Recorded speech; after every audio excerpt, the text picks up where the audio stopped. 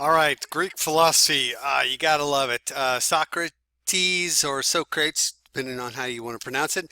Plato and Aristotle, all great individuals. So we're gonna go ahead and get started with this. These are the three dudes. You got Socrates here. You got Plato right here, and Aristotle right here. So the next one in line. So the idea of philosophy is this: the study of life, knowledge, problems, reality, and reason. So philosophers equal lover of wisdom. Sophist, workers of wisdom. So just the idea. So philos is lover, and so guys, the whole point of this is philosophy is the idea of study of life, the creation of thought processes and why things are the way that they are. And I think we need to have more of that. Just, personal belief here. But philosophy is really a lot of fun to study. It really gets in depth. But anyway, we'll go on. So the sophists, professional teachers who traveled Greek city-states. Again, city-states are, they charge fees for their teaching. They didn't do it for free. But they did, had a lot of people come in. So Socrates, he was from the 470. Ooh, that guy's moving. 470 to 399. Okay, that's a little freaky. He is a critic, a sophist, but popular with Athens' youth. And his thought is the unexamined life is not worth living. So yeah, that's pretty important. So the idea that if you don't sit there and look and consider why your life is valuable, of any worth, then you're just kind of there. And guys, I don't want that for you. You don't want that for you. Your family doesn't want that for you. And so that's why I spend some time on this. All right, yeah, you're freaking me out, Socrates. All right, so the Socratic method is simply Socrates' method of teaching, and he asked questions. He never really allowed. Had a final answer. It was always something that could have been, um, uh, you know, you always ask questions. This is designed to foster a deep understanding of life and your own mortality, your own thought processes. Courage is, of course, critical thinking as well. Again, Socrates, you're flipping me out here. All right, so one of his things is strong minds discuss ideas, average minds discuss events, weak minds discuss people. And that actually is a quote by Eleanor Roosevelt, dealing with this type of idea, but it's really found within Socrates' thought process. So again, let me read that again. Strong minds discuss ideas. Average minds discuss events. Weak minds discuss people. So he is put on trial for corrupting the youth. He is sentenced to death by drinking poison hemlock.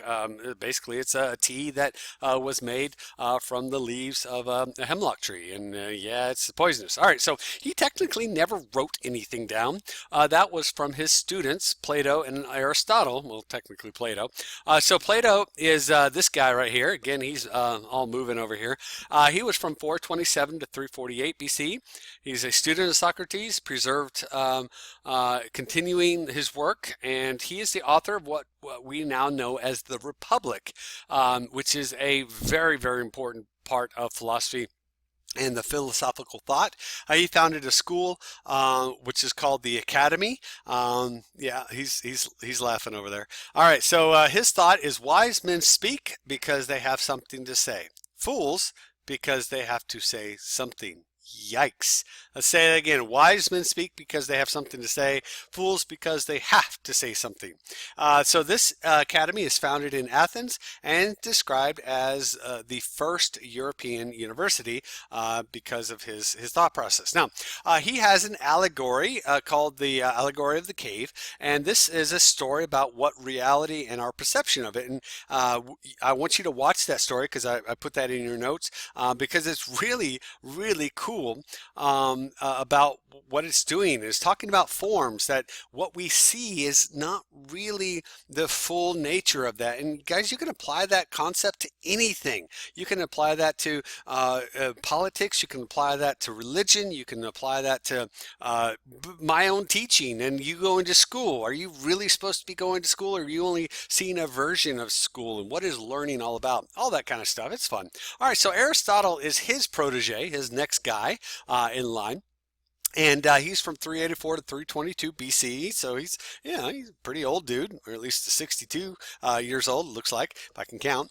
He is a student at Plato's Academy. He developed the logic as a field of study, so the idea that things can be logically explained, that can rationalize out. He is the dude that tutored Alexander the Great. Yeah, he's a guy that tutored him. Again, Aristotle, you're freaking me out with the whole shaking of the head thing. All right, so he says, "Know thyself."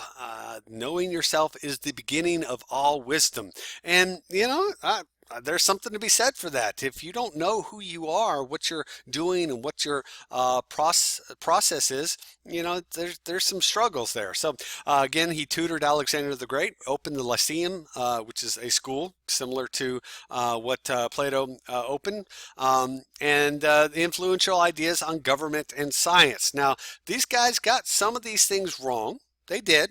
Okay, there's no question about it. They got some stuff wrong, but their legacy is that they encourage very, very deep thought, the idea of the scientific method, tests on ideas, critical thinking about government and rule, all those things. They had so much of the idea of thought and how life works, and to examine one's life for meaning. They're the ones that really brought out the idea of what is the meaning of life? Why are we here? Not necessarily where we go after we leave, but there was a part of that process was that there is their life afterwards, and all that kind of stuff is dealing with philosophy. And I think is very valuable to us as a society and a generation today, that kind of we oftentimes just go through our life, and this is Dr. T rant for a second. We oftentimes go through our lives not really thinking about who we are, why we're here, what is our purpose, what is it just to have fun? There's some thought processes that they have of what we call the Epicurean, and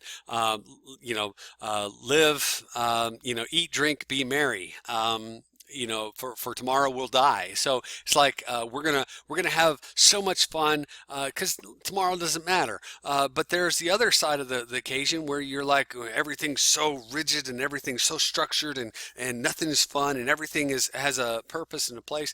And some of that deals with our own who we are as our the way that we approach life, the way we look at life, the way we've been raised. Whether we look at it from I have a definite purpose that I'm doing, or I've always been taken advantage of, and I am either the victor or the victim. I am the one that does this, or I'm the one that gets this done to me. It's a philosophy. It's a perception, right? And we have to examine that in our life. I'm not saying either of those are wrong. I'm just saying that we at least have to recognize that we are doing philosophy every time we study that. So that's what we got with our Greek philosophers, and hopefully you'll go into a little bit more detail in our assignments.